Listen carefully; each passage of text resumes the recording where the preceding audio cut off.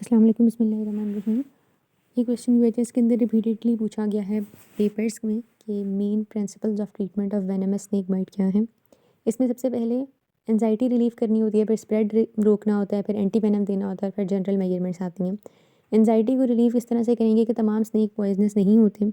Poisonous snake भी अगर fully charge ना हो अपने पॉइजन के साथ तो वो उस तरह से नहीं उसे इंजेक्ट करता, और अगर चार्ज था भी तो ज़रूरी नहीं है कि उसने लीथल डोज इंजेक्ट कर दी हो।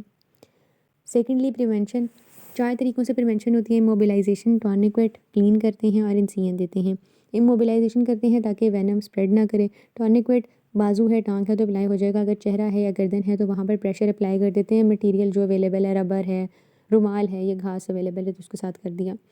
टॉर्निक्वेट जब बांधते हैं तो 5 cm proximal to the bite बांधते हैं और इतना टाइट बांध देते हैं कि सुपरफिशियल वेनस और लिम्फेटिक्स बंद हो जाएं लेकिन आर्टरीज बंद ना हो या डीप वेनस फ्लो बंद ना हो। ठीक है, एक आपने ये टॉर्निक्वेट बांध दिया। अब आपने इस वाले टॉर्निक्वेट से भी 5 cm प्रॉक्सिमल एक और टॉर्निक्वेट बांध देने होते हैं। ठीक है, अब द नीड ऑफ और इस कि आपने हर आधे घंटे के बाद 1 मिनट के लिए या 30 सेकेंड्स के लिए एवरी क्वार्टर, और इन दोनों में से एक कर लेते हैं ना।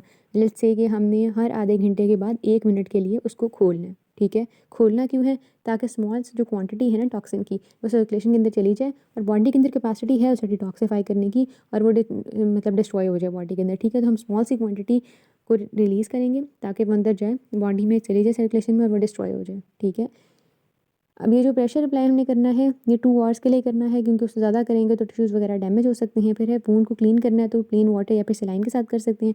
इंसिजन देनी है या फिर सक्शन। इंसिजन और सक्शन जो है आजकल एडवाइजेबल नहीं है। ठीक है, बहरहाल देख लेते हैं। इंसिजन का क्या है कि इंसिजन दे देते हैं और सक्शन का क्या है कि सक्शन ब्रेस्ट पम्प के साथ भी दी जा सकती है या फिर माउथ के साथ या जो दी जा सकती है। ठीक है, अब जो जिस बंदे ने सक्शन प्रोवाइड करनी है लाजमी है कि उसके माउथ, टंग या लिप्स वगैरह पर कोई इंजरी मौजूद ना हो। अगर फर्स्ट 30 मिनट्स के अंदर ये सक्शन प्रोवाइड की जाए तो 20% of the injected venom remove किया जा सकता है। अब जिस बंदे ने सक्शन की है उसको फिर सलाइवा और ब्लडी फ्लूइड फ़ौरन से बाहर फेंक के स्पिट आउट करके तो अपना मुंह धो लेना चाहिए। ठीक है, लेकिन एडवाइजेबल नहीं है।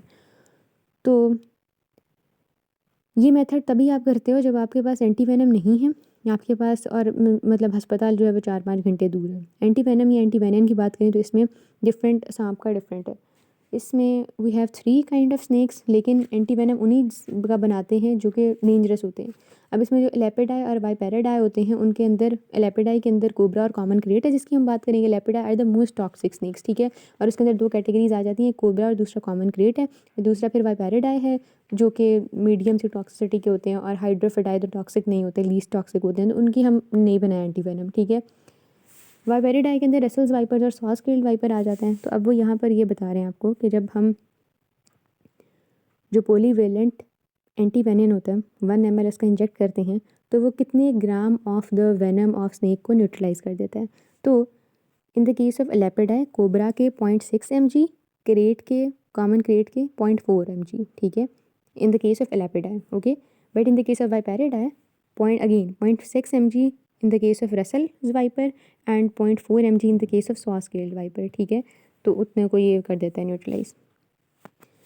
मॉर्टेलिटी जो होती है अगर आपने एंटी वेनम दे दिया है तो फिर 10% तक रिड्यूस हो जाती है जो कि पहले 40% तक होती है। ठीक है, एंटी वेनम एक ऐसी चीज़ है जो कि डिले के बाद भी दें तो इट्स गुड टू गो, लेकिन यहाँ पर आपने देखा होगा कि उन्होंने लिखा हुआ है कि हाइपर की हुई है, सादा अल्फाज में बताऊँ तो। ठीक है, हॉर्स से भी रिपेयर की हुई है हमने, तो इसकी वजह से क्या हो सकती है, सीरम सिकनेस हो सकती है और एनाफाइलेक्टिक रिएक्शन हो सकता है। तो इसमें आपने नीड ऑफ और एस कि अब you need to make sure कि क्या उस स्नेक ने काटा है, क्या उस स्नेक के साइन एंड सिम्टम अपेयर हो रहे हैं, टॉसिस, हैमरेज तो हो रहे हैं, तो फिर मतलब मेक श्योर फर्स्टली कि आपका डायग्नोसिस सही है और उसके बाद आप उसे एंटी वेनम दी। तब भी अगर आपने देना है तो आपने थेरेपेटिक डोज देने से पहले सीरम सेंसिटिविटी को टेस्ट कर लेना है। फिर उसकी कहानी लिखी हुई आई गेस इसको मिस कराते हैं। और अगर पेशेंट सेंसिटिव निकल आता है यानी सीरम सेंसिटिविटी उस पेशेंट के अंदर है तो उसको मल्टीपल स्मॉल डोजेस देते हैं under the cover of adrenaline, antihistamines और कॉर्टिकोस्टेरॉइड्स ताकि वो डिसेंसिटाइज हो जाए। ठीक है, अगर एंटी वेनम अवेलेबल नहीं है तो लोकल इन्फिल्ट्रेशन करते हैं कार्बोलिक सोप की in the case of elapidae and heparin in the case of viperidae. Why? Because heparin वो वाइपेरिडाई जो है वो वेस्कुलो टॉक्सिक स्नेक है। जनरल मैयर की बात करें तो भाई आर्टिफिशियल रेस्पिरेशन प्रोवाइड करनी है, ट्रांसफ्यूजन ऑफ होल ब्लड किया जा सकता है, स्टीरॉयड दिए जा सकते हैं क्योंकि एलर्जिक मैनिफेस्टेशन तो हो ही रही होती हैं, उसको देखने के लिए एस्पिरिन शॉर्ट एक्टिंग बारबिचुरेट्स जो हैं और एंटीबायोटिक प्रोफाइलैक्सिस वगैरह प्रोवाइड कर देते हैं, ठीक है। और इसके अलावा कुछ बुक्स में ये भी मेंशन है कि अगर आपके पास टॉनिक अवेलेबल नहीं है तो बीपी कफ को अगर 45 mg तक mmHg तक इन्फ्लेट कर दें तो that is also good to go. और जो इंसिजन देने होते हैं वो ये भी कहते हैं कुछ लोग कि कुछ बुक्स के 2 पैरेलल इंसिजन देने होते हैं 0.5 से 1 सेंटीमीटर लॉन्ग। और आई गेस दैट्स इट।